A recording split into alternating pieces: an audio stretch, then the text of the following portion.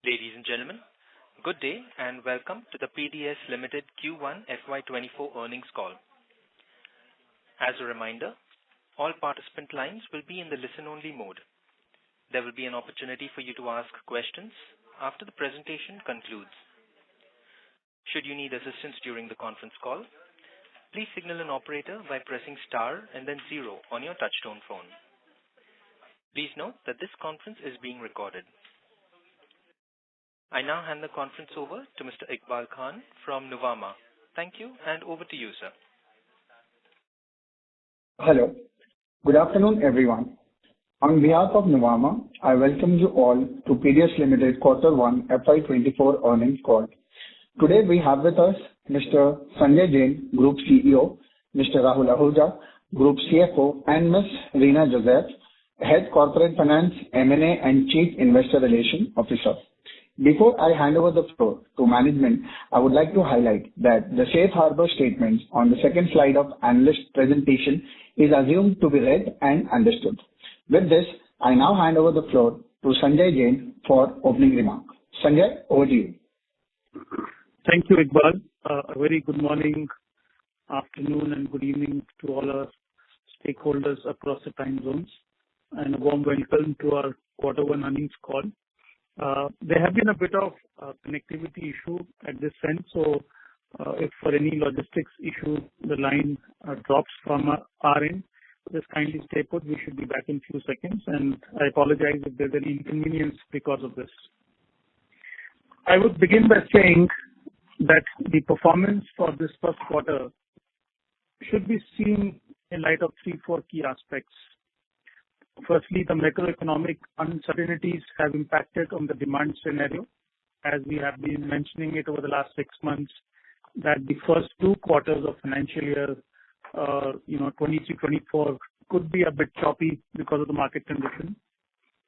Secondly, the Q1 in terms of seasonality usually is our leanest quarter. However, the Q1 FY23 last year, on one hand, I'm saying the Q1 is leanest.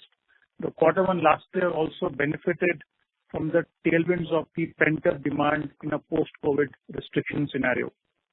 So these are a couple of factors that one should look at. And one more thing is that the Bangladesh operations, usually in the first quarter there is one Eid break, and then there is a second Eid break in the second quarter. But both the Eid breaks, happened during the first quarter. It kind of increased the number of idle days for which the factories were shut. Our factories and also factories in general for production from about little close to 9 days to about 16 days or so. And we, however, have cautiously navigated, the last couple of months and anticipate to do so in a muted environment. But the good thing is that the signals that are coming in from our main markets wherein we operate, when UK and Europe are about 75% of the top line of the company, the signals that we are getting for a good anticipated recovery in the second half of the year have all started to, crystallize. It is also important that while on one hand the reported top line, which is largely coming in from the design-led sourcing business, has shown a decline, the gross merchandise value that we have handled during this quarter has actually increased 13% over the same period last year. And if you observe that the gross merchandise value that we have reported as part of our investor release is about 3,000 crore, whereas the top line of the company is about 2,100 crore. That means approximately 900 crores worth of business that we handled during the quarter actually is a contribution from the new initiative of sourcing as a service of the newly acquired Head Baker business. So therefore, this makes us feel that with the passage of few months, while the design-led sourcing business should bounce back because of the signals that are coming in, there is already a good contribution setting in from the new initiatives that we have taken. And the interesting thing is, on one hand, while there is a demand disruption that is there, but it is also unfolding into newer opportunities for us. We have earlier shared with you that sourcing as a service was one opportunity.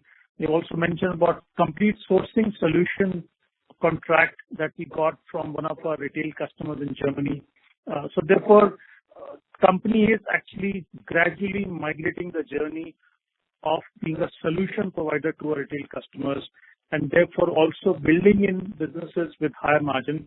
That's also one of the reasons that, amongst others, that gross margins have actually expanded, close to 2.75% in quarter as compared to the last year's same quarter.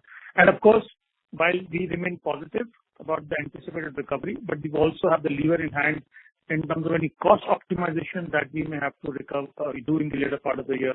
But at this stage, we remain very positive. During the quarter, we also successfully completed the acquisition of Ted Baker design business, and we are currently in the process of integrating it. And if I take the first almost 2 weeks plus, we completed the acquisition sometime in June month, and we already have achieved good financial performance. But before I come to the numbers from Ted Baker, the Ted Baker Design Group will serve as the global hub for the Ted Baker brand, and it will help us manage the global design and merchandising function. Further, this entity will function as a core licensee and operating partner for Ted Baker, having the wholesale business in the UK and Europe. So what I mean to say is, on one hand, there is a service fee that we are getting for handling the back end with respect to designing, merchandising and enabling sourcing, but at the same time, having got the wholesale business, these are the two revenue streams that are coming in from this business. While we spent close to about 150 crores, for which we actually got an equivalent amount of working capital in the business, we anticipate that, this business, we are gearing up, we are working towards annualized turnover of about, 475 to 500 crore in that range, broad range. And we believe this business has a potential of about, 7 to 9%, profit margin. So therefore, there is, from an ROC perspective, we are already forcing this business to be in the 30% plus range. And now, if I come to the first 15 days of the performance post our takeover, the business has reported 30 crore top line with approximately 9% bottom line, in the 2 weeks post our takeover. And another interesting aspect is that the Ted Baker acquisition, is actually leading to many more such opportunities now, before us. So if I rewind the clock from a Haynes sourcing as a service business, we actually saw Asta sourcing as a service business coming our way. And, we closed similar such contracts and got $1 billion worth of orders. And you saw a contribution of 900 crore coming in from such businesses in terms of GMV on top of our top line of 2100 crore that we handled. And now the Ted Baker opportunity is the first step unfolding well in a silo in terms of its own viability, but also, leading to unfolding of many such opportunities. So therefore, in these turbulent times, while we anticipate the main design-led sourcing business to bounce back, the new initiatives are beginning to, contribute a lot to what we are doing. Now, if I come to the manufacturing capabilities, we've been as a very responsible PDS on the whole in terms of ESG compliances. We're going to make sure that our own 2 factories in Bangladesh keep embracing the highest kind of ESG governance standards. So we saw the installation of solar power panels in a Bangladesh factory, Green Smart Shirt, and this would enable us not only on one hand, go further the path of cleaner power, but also would lead to cost savings of annualized approximately 70 to 80 lakh rupees per annum. And about 12 to 18 months back, we had brought in a change in the leadership team of our factory Progress that actually has resulted into Progress factory making money. We believe there was a need to also augment the leadership team of Green Smart Factory, wherein we have actually brought in a new team of CEO and a chief operating officer who spent close to 20 plus years in the industry, of manufacturing and selling garments to global retailers. So therefore, having achieved the turnaround, we want to make sure that there is permanency in terms of making profits and then gradually taking up the curve.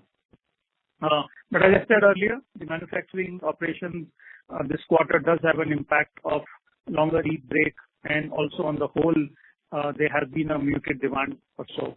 So with this, I would hand it over to CFO Rahul Ahuja, and who will take you through the financial performance of the quarter for the quarter. Thank you, Sanjay. Good afternoon and good evening to everyone. On the commentary for our financials for the first quarter, we concluded FY23 on an optimistic note, but we were aware of the headwinds in the coming quarters.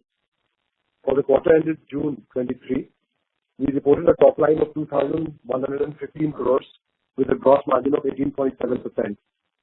Quarter one is usually a lean quarter in our industry. However, Q1 FY23 was exceptional as we benefited from the pent-up demand and reopening of economies post-COVID-19 lockdowns. Other than coming off a high base of last year, Q1 FY24 experienced a slowdown due to the global economic headwinds impacting spending power and demand, leading to an inventory build-up with large retailers and brands. We believe that this phase is temporary, with some spillover in Q2, and have a positive view for the latter half of this year.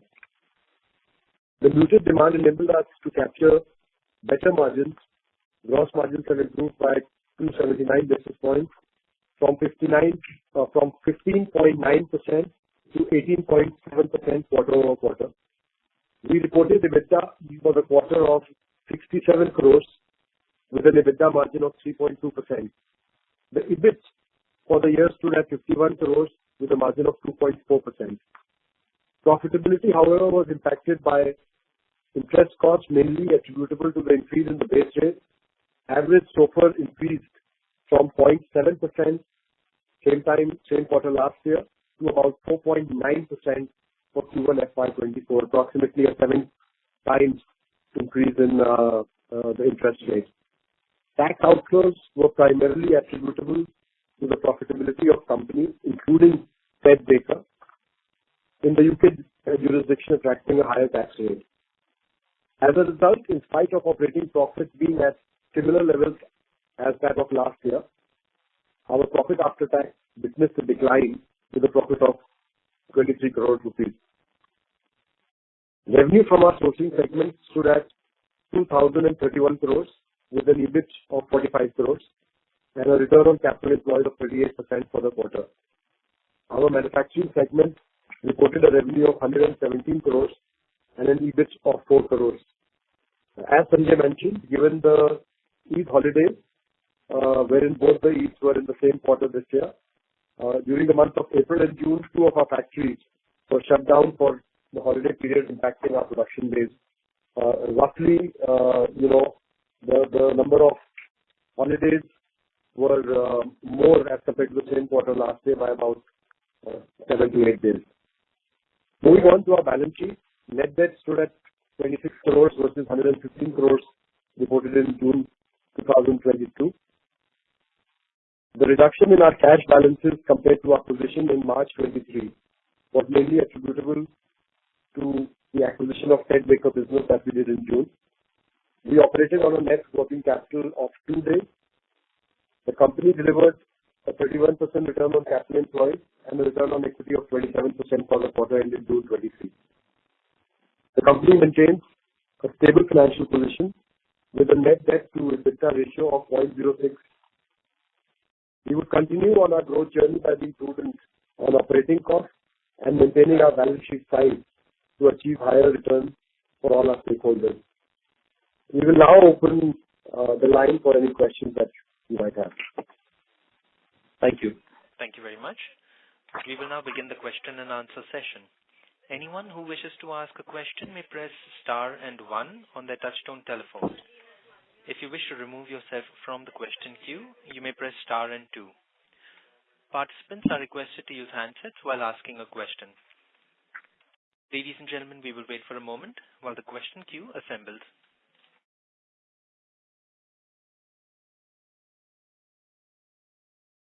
The first question is from the line of Akshat Sam from Sam Capital.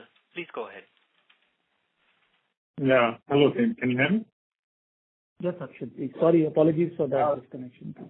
Yeah, sorry, sir. So just a couple of questions at my end. So the first question is more about our unique partnership model. So we have over 100 subsidiaries, and we are adding more every year because of our unique model, as I said. But also there are a lot of multiple subsidiaries operating in the same geography, and they're like competing against themselves to win businesses. Also, aren't we better served by consolidating some of the subsidiaries that are, say, operating in the same geography, which will lead to more cost savings and other synergies? It will also help with management bandwidth, where you'll have better oversight, handling a smaller number of subsidiaries in say, a particular geography. So, yeah, that was the first question. Yeah, let me take the question then one by one. So on the subsidiaries, I think this is an inherent part of our business model, wherein in a normal company, one would take an employee on board, and then kind of incentivize the employee, wherein we actually take an entrepreneur on board in lieu of an employee, and the entrepreneur actually has a share of profits, and this is very clearly identifiable in the hands of a prospective entrepreneur when he or she has a shareholding in that legal entity. So therefore, this is very much an inherent part of what we do, and how we operate, and this is likely going to be in a similar manner as we take along, because we were in a given geography. For example, I would say in Hong Kong, I have a simple approach business, primarily catering to customer Primark in UK, but then it's a design-led sourcing business. I have a business led by a gentleman called Eric Lidal in the name of Casa Collective in Hong Kong that focus on home category, and there's a third business led by Gaurav PDS Far East, focus on Walmart. So that's the reason entities are existing. What is important for us as a management team is to ensure that the governance continues to be strong and keep going higher and up. That is where, as we learn from our investors, we are increasing constantly our disclosures in the top 10 verticals and so on, plus the strong board that came at the listed company level. We are also institutionalizing that board culture to the next level in terms of 10 largest verticals as well. Auditors are largely EY or GT across the various subsidiaries. So I guess, of course, in a company, in due course of time, there are some redundancies that you can address by optimizing some legal entities. But I think this is core to what our business is. But last point, we are very sensitive to the cost aspect that you mentioned, and at this stage, the central team that manages this entire, close to $1.5 billion top line and 2.5 billion GMV is about 1% of sales in at present. And we are making sure that we don't allow it to go up. And in fact, all these CXOs that we wanted to hire in the central team is all done in using more of technology to take it ahead. So long answer to your short question, but I think it's important to kindly understand that this is an inherent part of our structure through which we operate. Okay. Thanks, Gaurav. So my second question is, we are trying to position ourselves as more of a solution provider to a lot of these companies. So, what other business segments within the clothing value chain are we looking to get into or expand the total addressable market? For example, we started sourcing as a service a few years back, and also we recently got into a logistics company in Bangladesh. So is that a segment we are looking to expand into, and what other segments within the value chain we will look to expand into going into the future? Yeah, that's it from me. I think one more point, which is a little bit reflecting on the first point that you raised. Even our customers require a new entity to be put in place. For example, when Hanes signed up an annual sourcing as a service $400 million business contract, they wanted it to be run as a separate entity. In fact, the CEO there has actually a joint reporting relationship to Hanes as well as to PDS, so wherein the Hanes is actually able to see there's cost of business. So that's also a bit of reflection on the first question you mentioned. Now on, yes, sourcing as a service, we believe from a concept stage 18 months back to actually it is now institutionalized. Our management team across the various verticals have got very much tuned to up to speed on sourcing as a service. So across all the relationships, this is being offered. And let me remind you that this is not something that I'm pushing. This is also the need of the customer as well, wherein the retail customers are actually wanting to focus on their core offerings, and they were searching for credible counterparties like us. So therefore, to that extent, it has become institutionalized. It is a constant that we will keep increasing now in terms of our offering. We went a step beyond. While sourcing as a service for Haynes was actually procuring from one geography of Bangladesh for them, but then for Gary Weber in Germany, it is not the entire global sourcing. So that's going up the value chain, and now brand management in Ted Baker. So therefore, if I got your question right, we would keep endeavoring on, a customer pain is actually my game. So they want somebody to take care of the entire backend. So for example, Authentic Brands Group in US, they own a lot of brands like Reebok, Ted Baker, Forever 21. The annual revenue that they generate from these brands is about $25 billion. So when they are now acquiring brands, they're actually looking forward to an operating partner who works alongside with them. While they derive royalty, they want the operating partner to manage, the brands for them as well. So therefore, PDS is actually forcing a lot of such opportunities unfolding. So our core business of design-led sourcing will keep remaining intact, but the opportunity of value-added services plus new categories. In fact, about 1 year back, 12 to 18 months back, we have mentioned to our stakeholders that we've got into home as a category, and with our existing customers, we want to do the business. With Asta, one of our large UK-based customers, on one hand, this was a customer on design-led sourcing. We got a $400 million plus of sourcing as a service contract, and we got a $250 million of agency contract for home business. Agency is the beginning of the journey, So that's the answer that, yes, we believe there is humongous potential now to engage more with the customers in terms of larger wallet of share.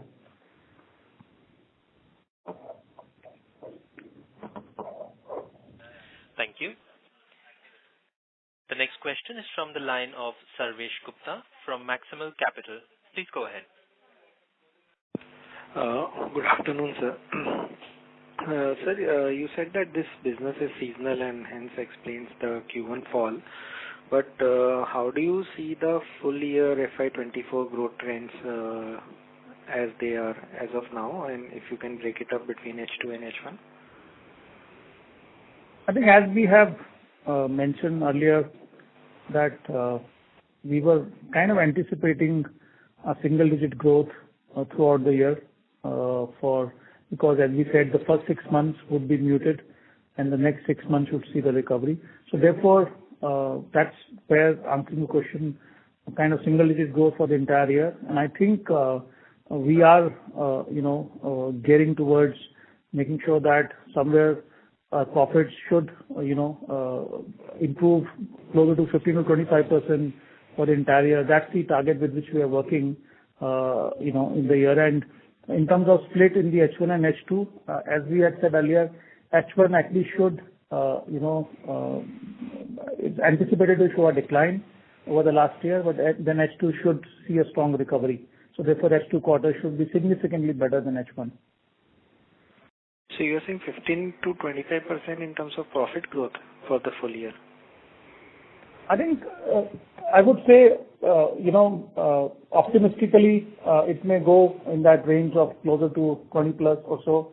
But I think if the demand doesn't improve, then the profits could be about 10% or so in terms of, I think there's nothing like an absolute number that we're working towards. We anticipate that range, that in a tough scenario about 10ish or so, but there is potential that it can actually go better than that as well as the recovery happens in the second half of the year. But at this juncture, when we are talking to you today, all the signals are very good. Customers are taking little bit of extra time to close the orders, but the engagement level with the customer is very intense. and the signals are all very positive.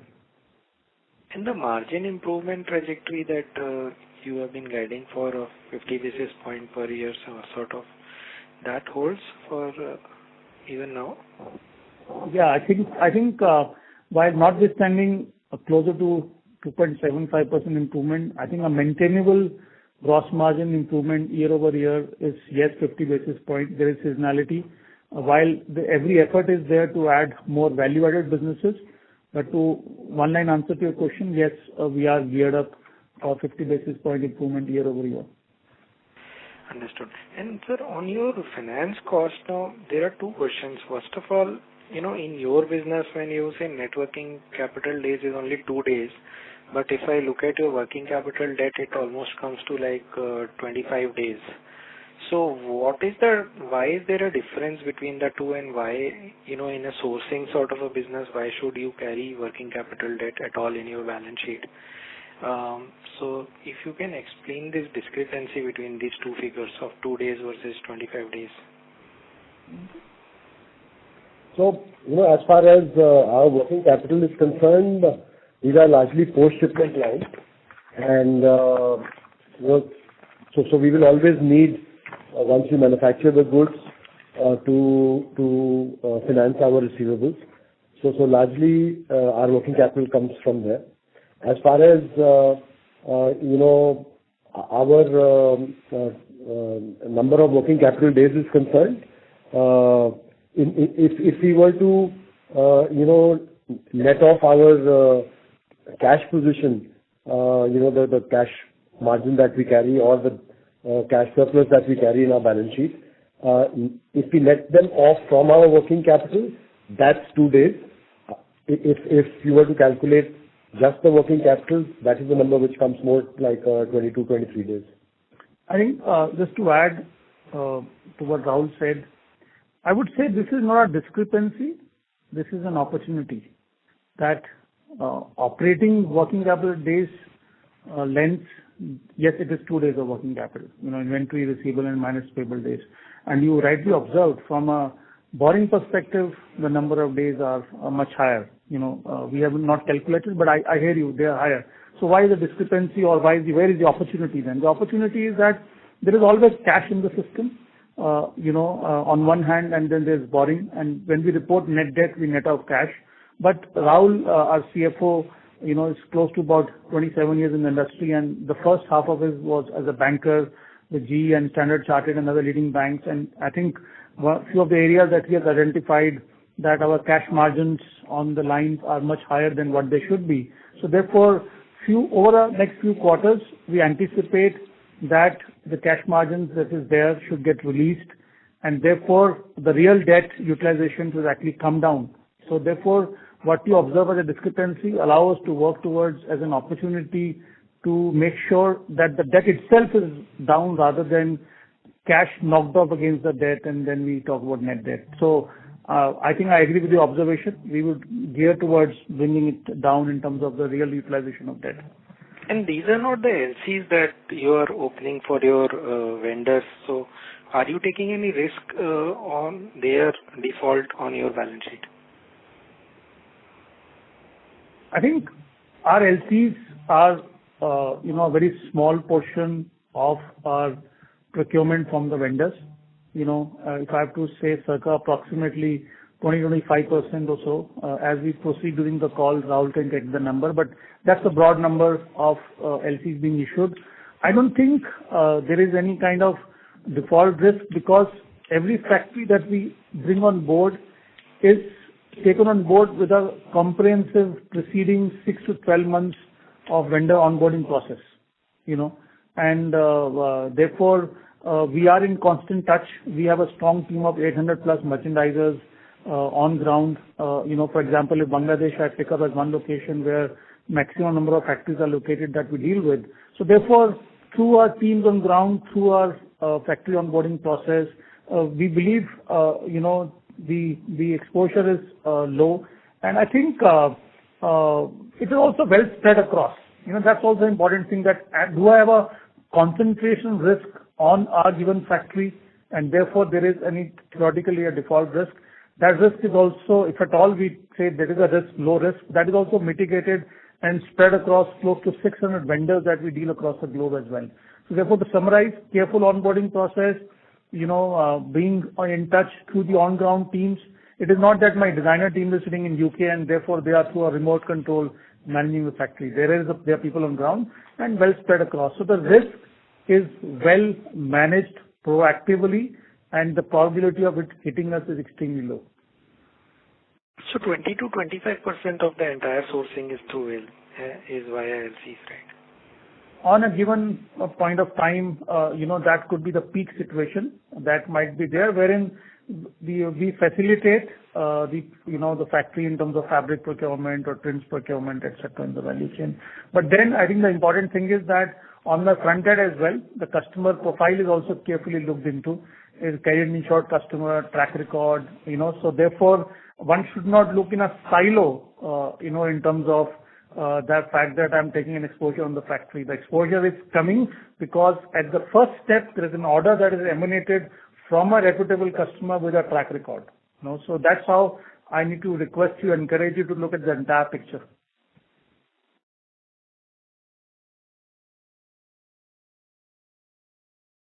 Thank you.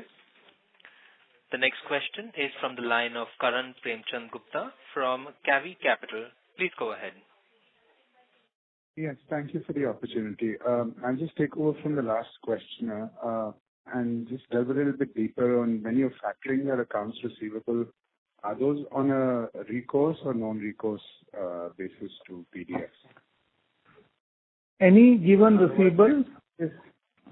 Sorry, go ahead, please. You finish your question. Yeah, sorry about that. So what I was trying to ask is, in case the customer defaults, then whoever's doing the factoring, can they come back to you for restitution? So our factoring is of two kinds. We largely do insurance-backed factoring, wherein the risk is taken by the bank.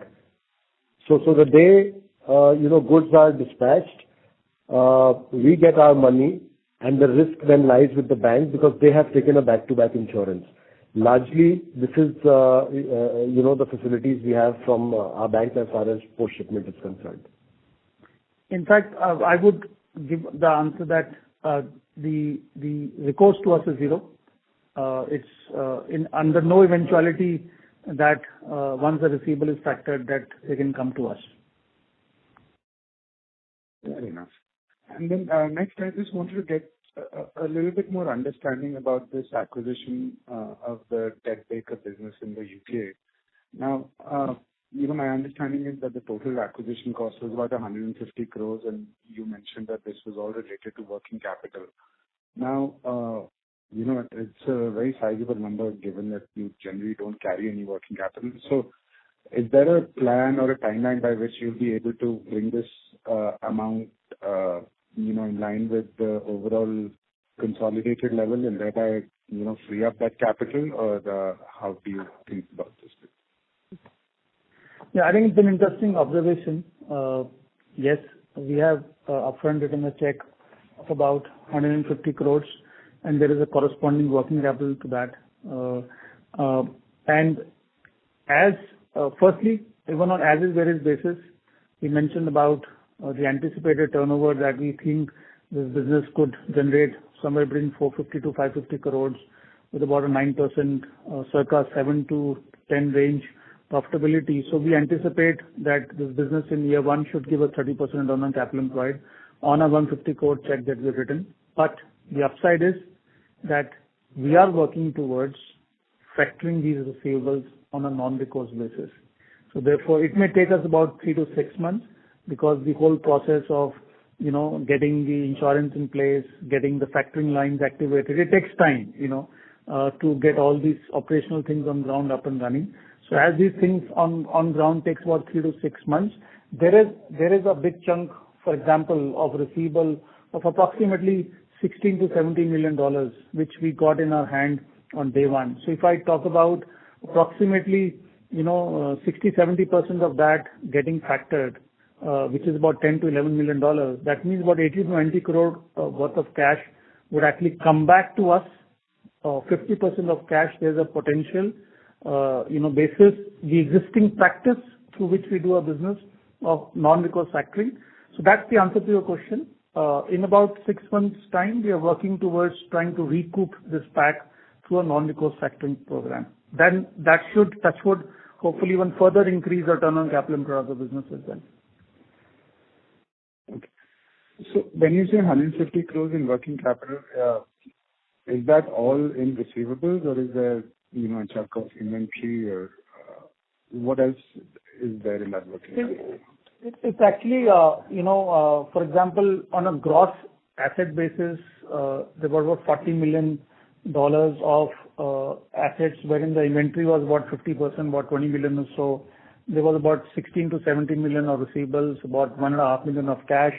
That's about 40, and there were current liabilities of about 20 million or so. That's giving me about 19, 20 million of net working capital. That's giving an answer to your question as to what is the breakup. And the inventory in hand largely belongs to the wholesale business that we have also got, a license to do as a franchisee. So therefore, this inventory would get rotated. And when we have taken the inventory on hand, we have taken due care in terms of diligence, and in terms of provisioning prior to we getting it into our balance sheet. So therefore, this inventory comes into our hands with a careful process. But I've answered your question in terms of breakup: 20 million receivable, 70 on inventory, 20 of payable, and only of wholesale business for which we are the licensee, and we will keep rotating it in the normal course of business. No, that's very heartening to hear, and also thank you for discussing the inventory, how you went about looking at the inventory, because I was going to ask about that, so appreciate it. Finally, are there any other similar transactions in the pipeline that you can talk about, or if you were to come across something like this, do you think you would like to take a similar transaction forward, and what is your appetite for those? Both in terms of number of transactions and size of transactions. That's it from my side. There are numerous number of opportunities that have actually got into the funnel, post PDS actually getting a success in sourcing as a service business, and signing a complete sourcing solution, and now brand management. A numerous number of opportunities about many retail customers that actually got engaged, with PDS as a counterparty. And on one hand, I'm talking about retail customers. On the other hand, the likes of Authentic Brands Group, and there's a similar such reputable private equity funded, well-funded, large conglomerates, companies in US who acquire brands and they look for operating partners. So therefore, those are the opportunities that are actually getting up in the funnel with us. But having said that, we are very careful as to how we take them ahead. We are analyzing them carefully. I think the Ted Baker integration, touch wood, has started on a very positive note. So therefore, for the next few months, I think while sourcing as a service contracts, we will keep signing up because the upfront investment is minuscule. But for any such brand management contract wherein there is a balance sheet allocation, I think for the next few months, allow us to stay focused on Ted Baker, bring it to a stage that I mentioned, that we believe in a 3 to 6 months time frame, there's potential to squeeze cash out. That is where we would like to lock in, if all other factors are looking good into the next deal. But we are carefully engaged, focusing on Ted Baker, but at the same time now engage across customers. So it's looking positive at this stage, but cautiously positive, because we got to the initial 15 days experience of Ted Baker, we got to make it a habit over the next few months.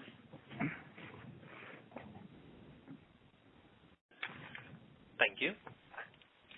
The next question is from the line of Shrinjana Mittal from Ratnatraya Capital. Please go ahead. Hi, thanks for the opportunity, sir. So my first question is on Ted Baker. I wanted to understand the Ted Baker arrangement that you have with Ted Baker. So firstly, on the revenue stream, one sort of revenue stream is a fee-based model, if I understand correctly. It's similar to sourcing as a service. Is that correct? Hi, Sanjana. Reena here. So, there's two streams, right? One is where Ted Baker, all the distribution partners, right, have to procure the merchandise for the categories that we have the license and the design team of. So whenever they procure it, they have to route the order through us, where we do the design and the other elements. And on that, we get a service fee, right? Okay, understood. Yeah. Person agreed upfront as part of a buying agency agreement with them. Other than that, have a wholesale business where for UK, Europe, we will be taking the product in our books landed in UK and then distributing it. It's largely pre-sold, so we're getting the orders, getting the products manufactured, getting the products to UK and then sending it to the distribution partners. That is a higher margin business where I get around 35% plus margins, and then I do a marketing spend, so on and so forth.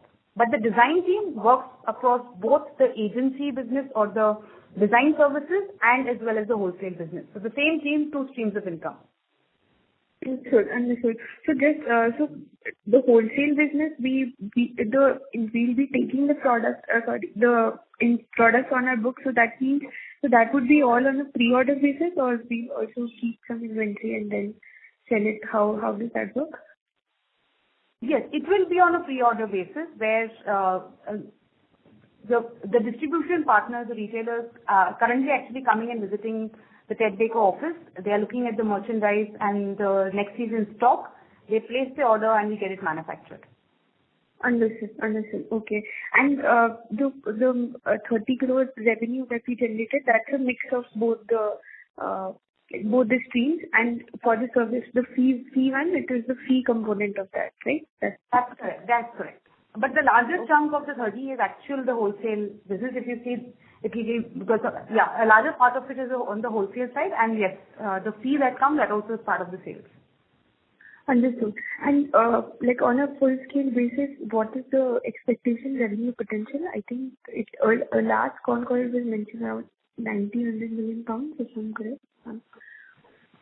Yeah, I think we would be kind of conservative for the first year aspiration. So we believe somewhere around 475 to 5, upwards is what we should get in the first year of operation. And we're looking good to get there. And also, just a point to add to your initial question, which Reena answered, for the wholesale business, the kind of check that we have written upfront, 150 crore or so, is the investment that actually has gone upfront. So we would be now leveraging it, rotating it over a period of time, kept rotating it to generate that kind of wholesale business turnover. So that's the kind, and on which we mentioned about a potential 30% plus ROC. And thirdly, the ability to squeeze the receivables out through non-recourse factoring over a period of 6 months. That's where the business stands. Understood. And also in the last call, I think we mentioned a new contract with Jerry People. Where are we on that? Can you shed some light on that? The contract is signed, and right now it is being operationalized. So therefore, the integration process is underway. So I think it should start contributing to our top line from this particular quarter. So to answer the question, contract signed, execution integration process underway, and we should see it start contributing to our business from this quarter. Understood. Very interesting. Thank you. Just one last question. So gross merchandise value, which you mentioned, is around 3,000 crore. So that includes sourcing as a service as well, right? Like the merchandise that we handle for sourcing as a service, but eventually in our revenue, the service fee portion comes. So that includes that, right? Yeah, I think, yes, 3,000 is the GMV, 2,100 approximately is the top line. So 900 crore is the, GMV. And I think the commission that we got is approximately 41 crore, plus minus a little bit here and there is the number that we got from this 900 crore. There's approximately 3.5-4% that we earned, from as an average number from handling this sourcing as a service and similar such contracts. Right. And for sourcing as a service, what would be the merchandise value that we handle for this particular quarter? So 3.5% out of, and 40 crores is the revenue that you got. That's right. To further give breakup, when I said 900 is the difference in GMV and sales, so that 900 approximately has about 75% as the portion under sourcing as a service, and 25% are the agency commissions that we get from customers. That's kind of been going on for a while. So therefore, specific to your question, 75% of 900 crore is the GMV that we have handled in quarter one from sourcing as a service contracts. Okay, sir. Thank you. Thank you. Thank you. The next question is from the line of Iqbal Khan from Nuvama. Please go ahead.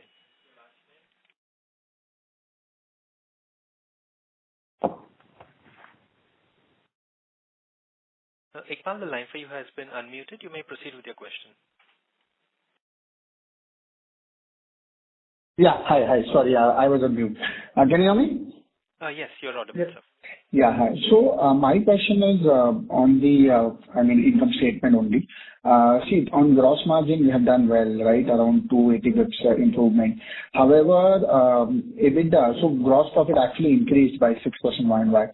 However, if you look at EBITDA, it has de-grown by 9%, majorly because of the employee expense, which is now contributing around 9.5% of the revenue. Right. So just wanted to know why, what was this 14% growth YoY? What does this comprise of? If in case had it been in the range of 8 to 8.5%, the EBITDA margin would have looked, similar to what we had done in Q4. Right. So just wanted to get a sense on this, on the employee expense. I think if I get your question right, when we talk about 4% plus operating margin that we achieved in quarter four last year, quarter four is usually our best quarter. One is getting an opportunity of achieving the highest sales among the 4 quarters, and therefore the costs are actually getting amortized over a larger base. And quarter one is usually the leanest quarter, and therefore the margins are about 3.2 or so. And now I also mentioned that the last year first quarter also should have been the leanest, but there was a pent-up demand benefit. So pent-up demand overcame the lean factor, and I think if I recall, we were at 3.1, 3.2 last year.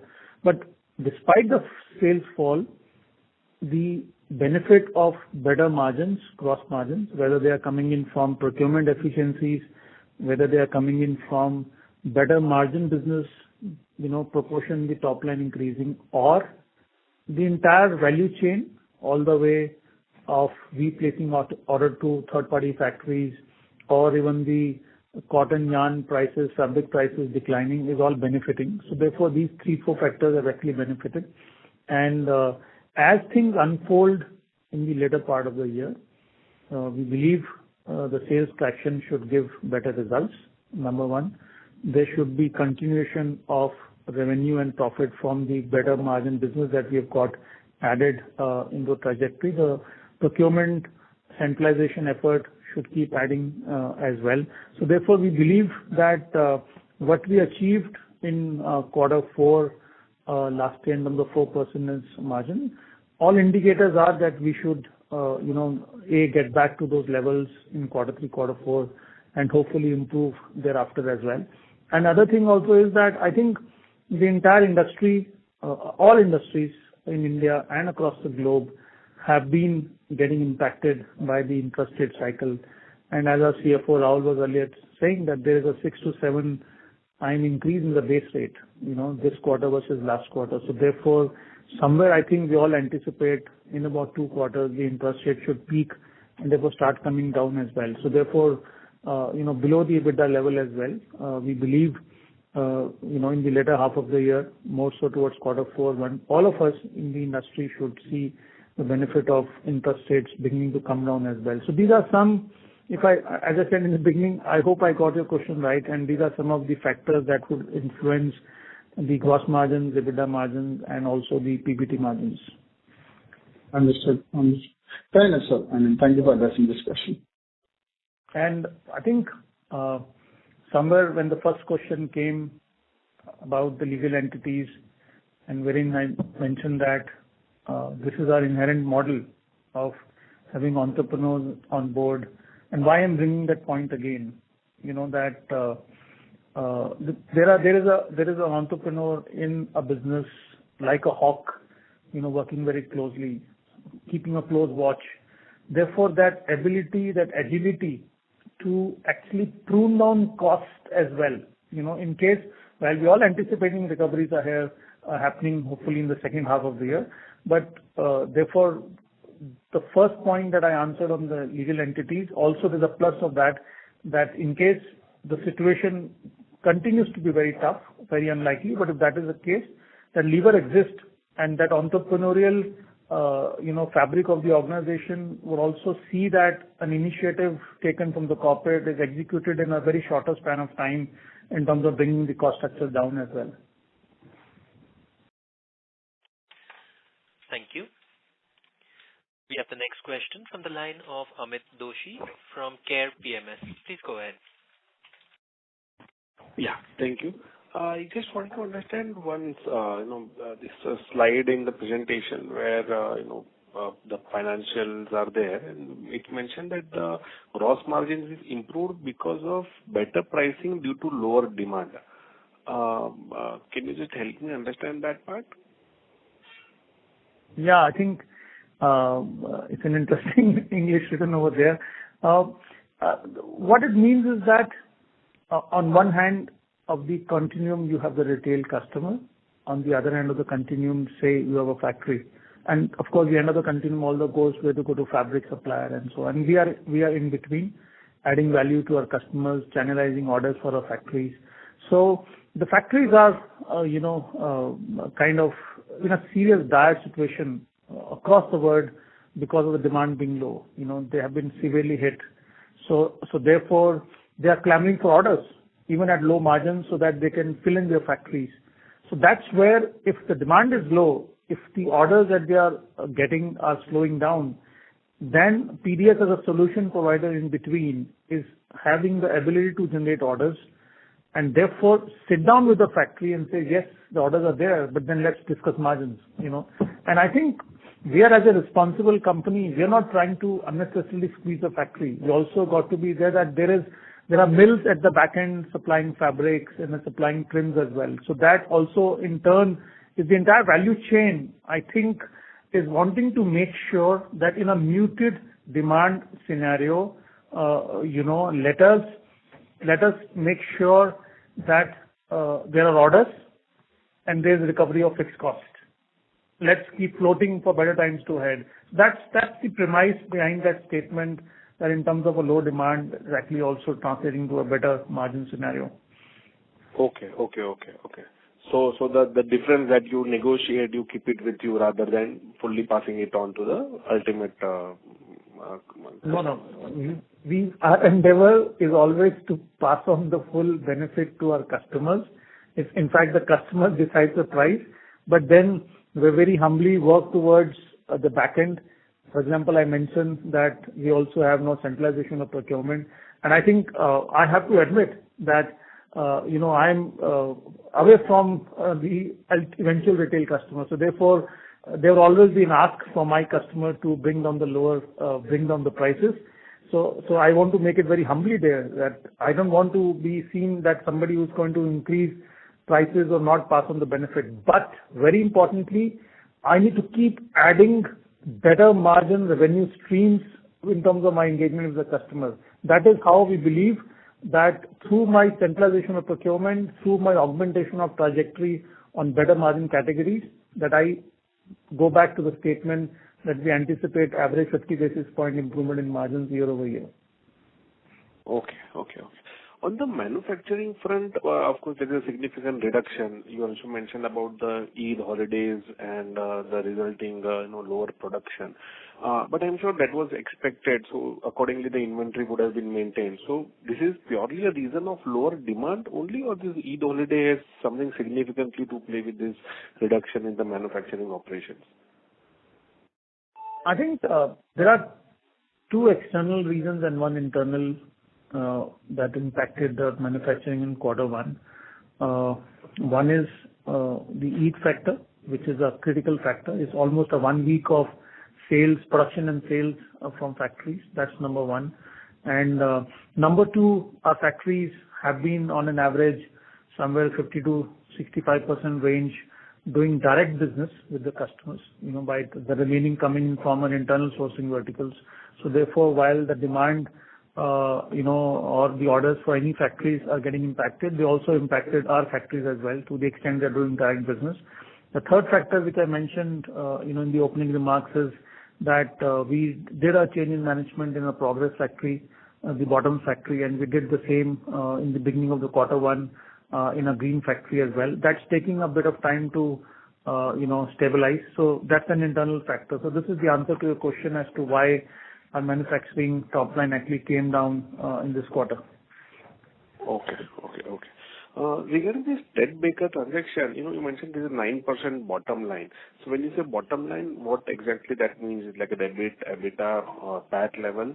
And in our books, so is it recorded in other income or it comes in the top line? I mean, how exactly it gets reported? So 9% the part that you mentioned. 9% is actually the PAT from the Ted Baker transaction, and 9% is the actual achievement. But as I said earlier, somewhere the full year horizon is about 7% upwards for the entire year. And as Reena was explaining in response to one of the earlier questions, to the extent of our top line was about approximately 30 odd crores in the 15 days. The bulk of it was actually the wholesale business. That's actually gets recorded because we purchase and sell, and the commission or the service fee that we get on the design service or the sourcing service that provide, only the service fee portion gets added to our top line. But the combined impact of that is 30 crore top line, and the combined impact of that is circa 9% PAT in the first 15 days of the acquisition. Okay, so it doesn't come under other income? No. Okay. And this tax rate for this quarter is slightly higher. It's just I know, understand that we have to look at the annual figure, but just to confirm, there are no changes in the any tax bracket that we fall into or anything of that sort. I think Rahul, you want to answer that? Go ahead. The tax. Why the tax rate is higher? So the couple of reasons for why the tax rate is higher by about $200,000 in the quarter. One is the profit of Ted Baker being in the geography of UK where the taxation is higher. That contributed about $100,000 out of the 200. And the second reason is in Bangladesh, the government from July of last year changed the taxation wherein earlier it was 0.5% on the collection of receivables. Now it has become 1% on the collection of receivables, and that contributed to the balance about $75,000 to $80,000. So these two reasons largely explain why our tax was marginally higher. Oh, okay. So, sorry, 1%? Sorry to interrupt, sir, but for paucity of time, we need to proceed with this conference. Sure. Thank you. Okay. I would now like to hand the conference over to the management for closing comments. Over to you, sir. Ladies and gentlemen, thank you so much for joining us. It was a pleasure to have an engaging audience like you, and we look forward to connecting with you again in near term. Thank you so much and stay safe, all of you. Thank you, Nuvama team, for organizing a conference call today. Thank you. Thank you. On behalf of PDS Limited, that concludes this conference. Thank you for joining us. You may now disconnect your lines.